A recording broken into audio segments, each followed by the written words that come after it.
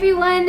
I'm back today with a really special recipe. You may have seen in some of my other videos me mention making sourdough bread, and that's something that I've become really passionate about. I don't really buy loaves of bread anymore. I'm constantly just baking bread and not using yeast. I use my lovely sourdough starter here. I started it during the pandemic because I wasn't able to find yeast, and it's something I've really gotten passionate about. I wouldn't say I'm an expert on all things sourdough, but I wanted to share this recipe because I had a really hard time finding a video or written recipe that was for whole wheat, 100% whole wheat sourdough bagels. So I wanted to do a video that really just makes it simple, straightforward. I'll probably make another video that is for a vegan cream cheese. Let me know if you would be interested in seeing the cream cheese recipe. It's amazing.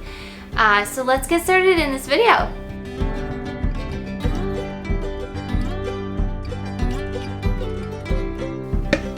Grab a large mixing bowl and add 1 cup of water and a teaspoon of salt.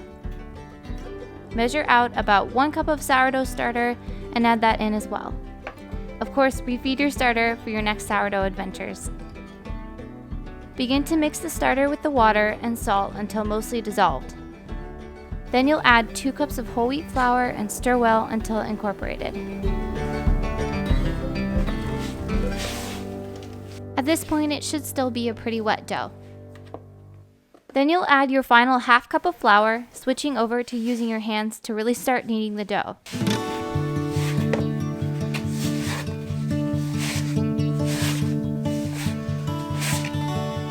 After the loose flour was absorbed, I began kneading on the counter just to make it easier. Knead this until the dough becomes relatively smooth and makes a ball. You may need to add more flour or water to ensure the consistency of the dough doesn't stick to your hands, but it's not dry either. Cover your dough ball and let it rest for 10 minutes. Now you're going to roll the ball into a log and cut it into 8 pieces as evenly as you can. I find using a wet serrated knife the best way to cut it smoothly.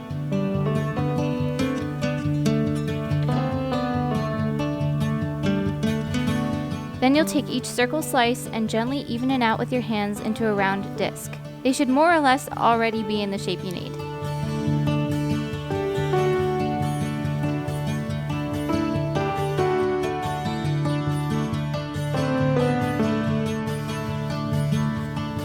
Then you'll cover these with a towel and let them rest for another 10 minutes. Next, you will poke a hole into each disc and shape it into a ring.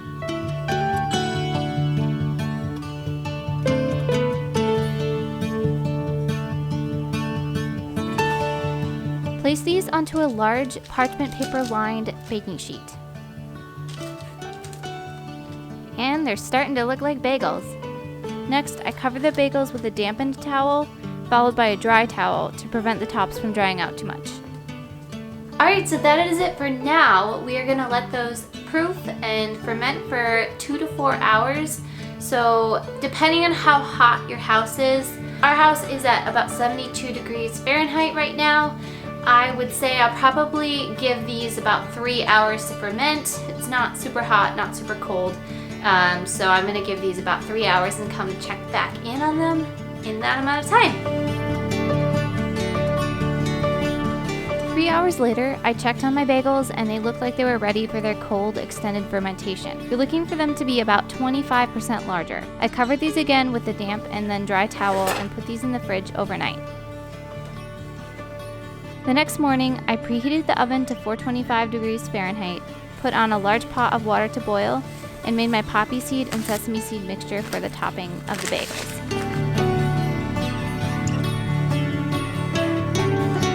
Once your water is boiling, add a tablespoon of baking soda.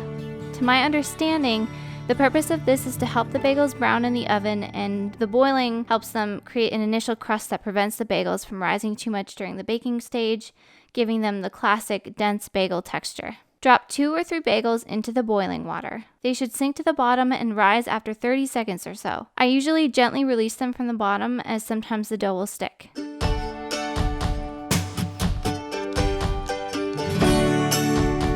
Once they pop up, flip them over and let them boil for another 20 seconds or so. take them out of the water with a slotted spoon and place them on a cooling rack with a towel underneath to drip off excess water. You'll then gently dip your bagels into the toppings to coat them and put them onto the baking sheet pan. The bagels aren't cooked fully yet, so do this gently as to not squish them. Continue until all your bagels are boiled and topped, then put them in the oven for about 20 to 23 minutes. I find 22 to be the sweet spot with our oven.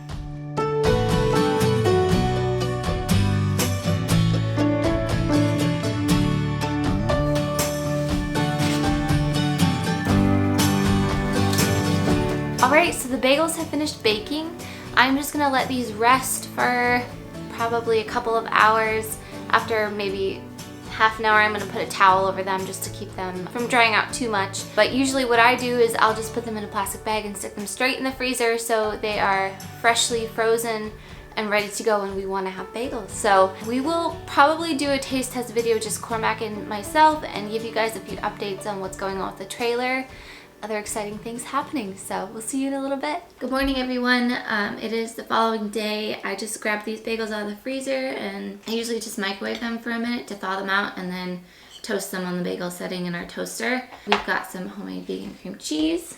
I feel like my voice is like 10 octaves lower than usual. It is. And scratchy. It's a bit froggy. So we're just gonna enjoy these bagels this morning. Cormac's gonna do a little, review of how he likes the bagels. With a lot of cream cheese. Yeah.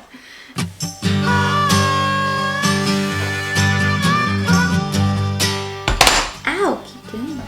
Ouch! Was there any teeth? I forgot. I forgot, guys.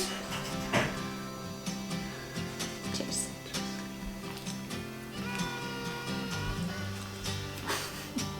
I made a funny face. You did.